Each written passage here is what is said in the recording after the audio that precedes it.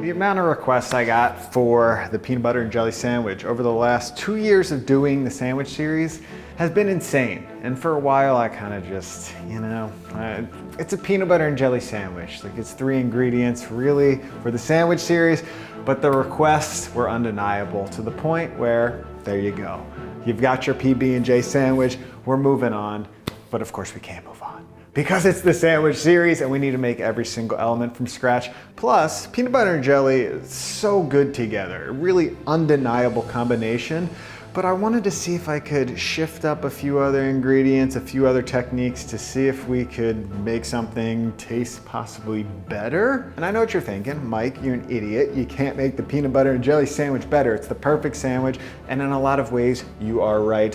But I'm not a kid anymore. I don't just have to assemble 3 things together like you just saw. I have cooking skills now, so I can at least try, and that's what we're gonna do today. Make it taste delicious, but before we do that, let's get into a little history of this sandwich. So first of all, listen to this stat. The average American will consume 1,500 peanut butter and jelly sandwiches by the time they get to college, which is just insane. So the question is, how did the PB&J become the most popular sandwich in America? And to answer that, we gotta dissect all 3 ingredients on their own. So in the early 1900s, a man named Otto Frederick Rohwedder invented the first bread slicer, which bakers initially denied because they didn't think their customers would want bread that would go stale quicker. But like most things in life, the convenience factor won out once they figured out the proper packaging to keep the sliced bread fresher for a longer period of time. And it became a staple on the American shopping list, and of course, the best thing since sliced. So in 1869, a man named Thomas Bramwell Welch was busy inventing a process for pasteurizing grape juice so it didn't ferment, creating a great non-alcoholic option for wine. To create this specific grape juice, Thomas used the delicious Concord grape first cultivated in Concord, Massachusetts, launching the Welch's Grape Juice Company. And in 1918, Welch's made its first jam product out of grapes and called it Grape-Laid, naming it after marmalade. And the US Army started shipping this jelly product to France for the troops in World War I, and when those troops returned to the States, the demand for the product was super high. Now lastly, we have peanut butter, which dates all the way back to the Aztecs, but didn't become mass-produced in America until 1895 when John Harvey Kellogg, a doctor and nutritionist, and later the creator of Kellogg's cereal, invented a process for making peanut butter from raw peanuts that he marketed as a healthy protein substitute for his patients. This product became extremely popular in the 20s during the Great Depression era as a cheaper protein substitute for meat, and companies like Peter Pan and Skippy were then created and started to take off. So what happened was, in World War II, all 3 of those ingredients, the jelly, the peanut butter, and the white bread, were on the troops' ration list. And when they came back from the war, the demand was super high for all 3 of these ingredients, so the PB&J sandwich just exploded into the American food culture. So really, this sandwich is the ultimate product of mass food production, which makes sense why it's the most popular sandwich in the US.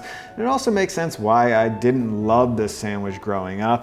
Something about it just felt a little too mass-produced, which is the reason why today we're taking it out of mass production and we're gonna make every single element from scratch.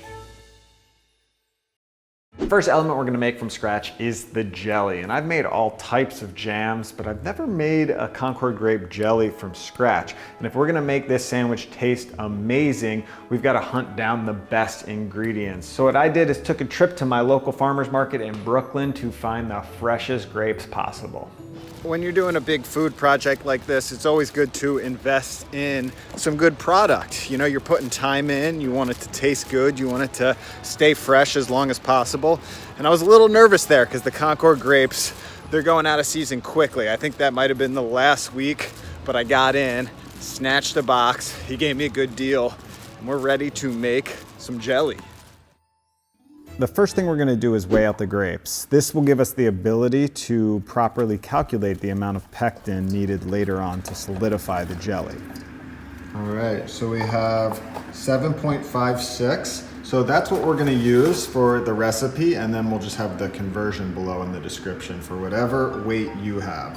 And now we can just wash these. It's super important when you're doing a jarring project like this at home to clean off your fruit really well. So we took our grapes and gave them a thorough wash in water. Next, we took out a large pot that we'll use to cook the grapes down, and we picked off all the grapes on the stems since you don't want the stems in your jelly. Now the goal is to extract the fruit from the grapes, and to do that, it's a dual process of first mashing the grapes and then heating them up. And you can see once the grapes come to a boil, the color will change to a deeper purple. And when that happened, we put the lid back on the jar and let that cook on a low heat for about 5 minutes until the extraction is finished. Then we took our Concord grape juice and poured it off through a metal strainer to remove all the seeds and the skins so you have a nice pure grape juice. Now it's time to add the rest of the ingredients. So we poured the grape juice back into a clean pot and added some lemon juice and some sugar. And the pectin that we're using gives us flexibility to add as little or as much sugar as you wanted. So we only added 2 cups for all of this jelly because the juice is naturally very sweet. So you really don't need that much sugar, but some pectins require that you use a ton of sugar. So just make sure when you are adding your pectin, you're following the specific instructions on your package. Hope this works. Note to anyone making jam or jelly out there, put the pectin in the sugar before and it mixes in with the sugar, and you'll have a much better time dissolving it. We did the wrong thing basically, and it's gonna dissolve. It's just taking a little more time, but we have to sort of melt it down until everything dissolves, and then we'll be good to go. Once our pectin was fully dissolved into the juice, we strained off our jelly and it was time to jar it up. Which is the perfect time to tell you about the sponsor of today's video, Le Parfait, which is my favorite jar company. As you can see, I love Le Parfait. They're in the background of most of my videos because they hold all of my pantry ingredients. Not only do they look amazing, but they're extremely high quality, really thick glass with just amazing seals that I can count on. And not only do I love storing my pantry items in these jars, but I'm a big fan of Le Parfait for my fermentation projects, for preserving. And if you're a pro home cook, you can never have enough glass jars. And Le Parfait is just a quality glass jar for all of your projects. And another great thing is they have their own preserving school at leparfait.com. So if you click the link below, you can get a ton of information if you're struggling a bit with preserving, with fermentation. They have a bunch of tips down there. But for now, let's get back to our own preserving project. To finish up the jelly, we took out our jars and placed them in boiling water for a minute, which is going to sanitize the jars. Then we used a jar funnel to pour the jelly into each jar, leaving about 1/4 inch to 1/2 inch of headroom, and screwed on those lids nice and tight. We then took the jars and placed them in boiling water and cooked them for about 10 minutes in order to properly preserve this jelly. And make sure you check out leparfait.com for any extra resources on preserving your own jelly at home. All right, time to open up this jelly and see what we got. Already. There you go. Wow. Let's see what the texture is on this. Wow. That's like jelly texture, right? Yeah. All right, so we did good. We done good, but the flavor test. Official flavor test. I've never made homemade. Have you ever made homemade jelly? All right, first for both of us. Whoa. Taste that. It's so grapey. Yeah, it's very grapey. It's super concentrated. Not too sweet. So the pectin that we used, you only needed, well, you basically could use whatever sugar you want, but the original way jam is made, you need like a ton of sugar. In order for like the pectin to like congeal. Exactly. So it's crazy to think that we use 2 cups in this whole recipe, and I think you would have to multiply that by like 7. So it was like 14 cups of sugar for a standard jam or jelly recipe compared to this 2 cups, and I think it's great. Peanut butter time. Next up on our quest for homemade goodness is the peanut butter. What I did was order some of the freshest peanuts that I know of. Redskin peanuts from Virginia. Virginia is the closest place to me that peanuts are grown. Most peanuts in the US are grown in the South, and these things are delicious. But first, we are going to roast them for extra flavor. So we preheated our oven to 400 degrees, put all of our peanuts on a tray, and then roasted them for about 10 minutes. And after that 10 minutes is up, we took out the tray, gave it a little shake, and put them back in for another 10 minutes to finish the roasting process. Now, getting peanuts like this with the skin on are amazing, but unfortunately they aren't the most convenient. So the next step is optional, but if you want a super silky smooth peanut butter, the skin's gotta come off. So the method we found worked the best was placing the peanuts on a clean dish towel and folding one side of the towel over and just rubbing back and forth until the skin's released from the peanuts. But we're not done yet. After the skin has released, we put the peanuts into a spider strainer, or you can use any strainer with bigger holes, and we just shook the strainer back and forth until all of the skins came off. And now we're finally ready to make peanut butter. I didn't say it was easy, but it's definitely worth it. The next step is to add your roasted peanuts to a food processor and let the games begin. Your peanuts are gonna shift through many phases over time while they are processed. After about a minute, you'll start to see them clump together. Then it might seem like nothing is happening for the next 2 minutes, but just keep going at this point. You see, after about another 2 or 3 minutes, things are starting to happen. The peanuts are releasing their oil and it's starting to get nice and smooth. Just keep on going until your peanut butter is silky smooth. Patience is key, my friends. Do you see this? That's the consistency that you want. For the last 2 ingredients, which are completely optional, I'm just gonna add about 3 tablespoons of maple syrup. You can use honey, you can use sugar. I like just a little extra sweetness in this, but you can keep it unsweetened. And then a good pinch of salt to bring out all the flavors. Decent amount of effort, but come on. Does it get any better than homemade peanut butter? All right, give me a little spoon of that. Oh, yep. That's about right. Now, of course, white sandwich bread that's pre-sliced, that comes in the plastic bag, that's the traditional bread used for a peanut butter and jelly sandwich, but this is where we start going off course a little bit, and we're gonna make a challah bread, which is a traditional Jewish braided bread, and there is a reason for that, but you won't find out until the actual assembly happens for this sandwich. So just stick with me real quick while we make this homemade challah bread. To make this challah, we took out a mixer, but you can use a bowl as well, and we added our instant yeast, sugar, salt, some warm water to activate the yeast, and then the eggs, and started the mixer on a low speed just to incorporate all of those ingredients. Then we started adding the flour into the wet mixture, and once the flour was mixed in, it was time for the butter. This is why challah is so damn good. You've got butter, eggs, and sugar in your bread. You really can't beat that. After a few minutes, when the dough is sufficiently mixed together and is nice and smooth, you're gonna wanna hand knead your dough for a few minutes before it's ready to proof. And then I rolled it in a ball and placed it in a bowl to proof for a few hours until it's doubled in size.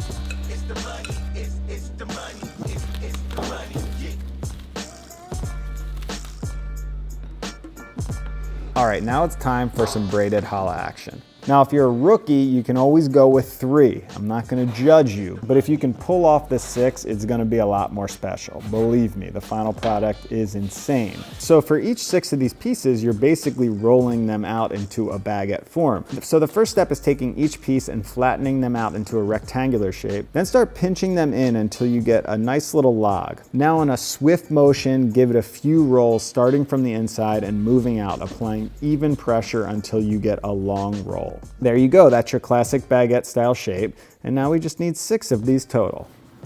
All right, completed. We have our 6 pretty even rolls there. We're ready for our 6th braid. I'm calling on the expert because I have no idea how to do this. So how did we do this we've recipe tested this before. Yeah, we did. Do you need to call on another expert? Yeah, Google. Google to Alex to me. That's how this is gonna work. We did recipe test this once and it was pretty good. It wasn't perfect.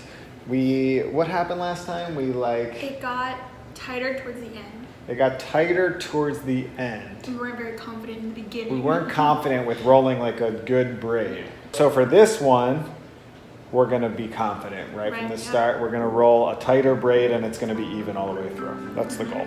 So just pinch.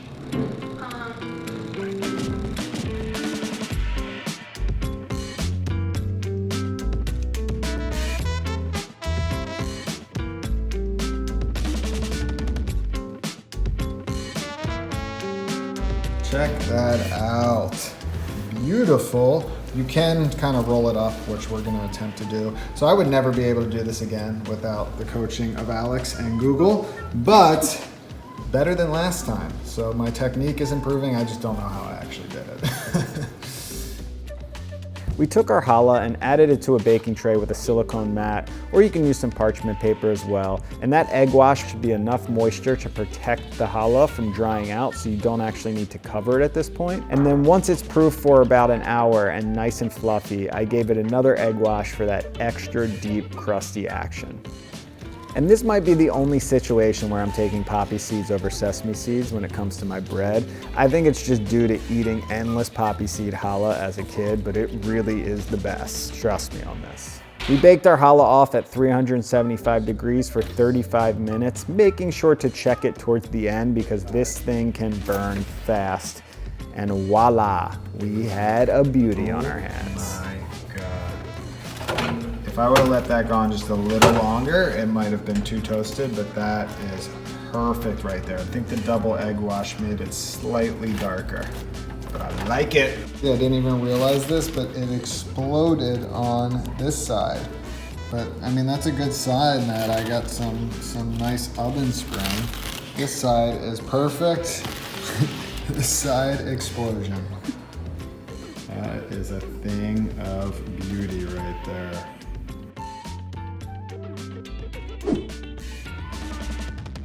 I like peanut butter and jelly so much that a snack for me is just this. Oh my god, you do that. Yeah? Combine the jelly and the jam with the same spoon. Is this a problem? Yes, that freaks me out. Now you have peanut butter in your jelly. Okay, that is a bit of a problem. But like if it's your own, if it's your own ingredient, it's cool. Alex says it's illegal, but this is my favorite snack of all time. That's all I need for like a satisfying little dessert right there. But it's time to take this to the next level. This is something that I've done before. If you look way back into the archives, I made this French toast peanut butter jelly sandwich before, but all of the ingredients were store-bought. Now all of the ingredients are homemade, pro-home cook style. So we're just gonna make a quick little custard or batter, a batter of eggs and some milk.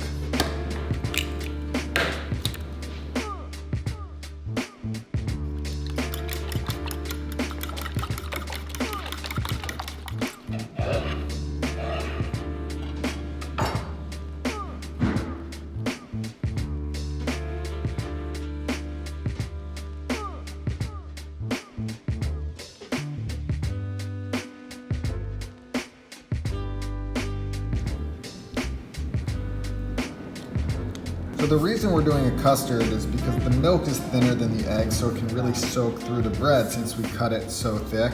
So we're just gonna let this soak in for a few minutes, then we'll cook it nice and low and slow to really cook it all the way through. Yummy. Damn, I'm excited.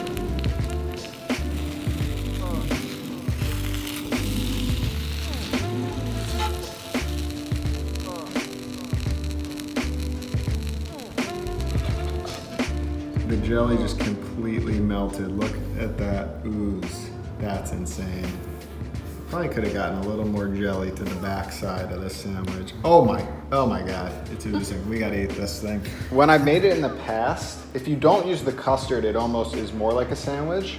This is, it's still like handheld, which I like about this. It feels like a sandwich, but the custard makes it a little more French toasty, I would say, if that makes sense.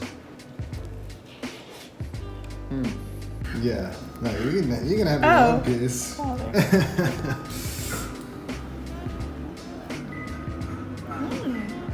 I like the addition of the milk to it really like penetrated through the bread. So it really tastes like custardy. Yeah. It's so light. It's almost gone. It's so light that it's just fading away. It's just good. It's soft goodness in your mouth. So that was fun, and now I'm stocked up on peanut butter and jelly for weeks to come, which is a very good thing because I just love that combination. Again, those two ingredients together are so good, and for me, that's what this sandwich is about. Just the undeniable relationship between these two random ingredients. You have nuts and you have a fruit that come together for just a love bomb in your mouth. So comment in below if you have any fun ways to use peanut butter and jelly, any cool recipes, and make sure you check out lesparfaits.com for all of your preserving techniques. You can get a ton of great information there, and I'll see you on the next episode of the sandwich series.